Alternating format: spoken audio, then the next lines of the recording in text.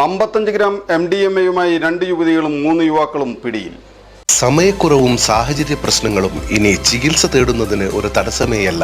Labs MHLന്റെ എല്ലാ സ്ഥാപനങ്ങളിലും online doctor consultation ലഭ്യമാണ്.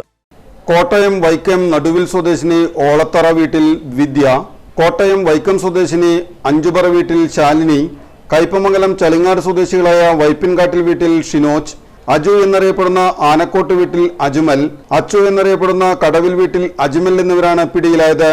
KSRTC ബസ്സിൽ മയക്കുമരുന്ന് കടത്തിക്കൊണ്ടുവരുന്നതായി തൃശൂർ റൂറൽ ജില്ലാ പോലീസ് മേധാവിക്ക് രഹസ്യവിവരം ലഭിച്ചതിനെ തുടർന്ന് ജില്ലാ പോലീസ് മേധാവിയുടെ നേതൃത്വത്തിലുള്ള തൃശൂർ റൂറൽ ലഹരി വിരുദ്ധ സേനയിലെ അംഗങ്ങൾ ചാലക്കുടി KSRTC ബസ് സ്റ്റാൻഡിൽ നടത്തിയ പരിശോധനയിലാണ് മാരക രാസലഹരിയായ MDMA-യുമായി വന്ന 2 യുവതികൾ കയ്പമംഗലം ചളിങ്ങാട് സ്വദേശികൾക്ക് MDMA കൈമാറുന്നതിനിടെയാണ് പിടികൂടിയത്.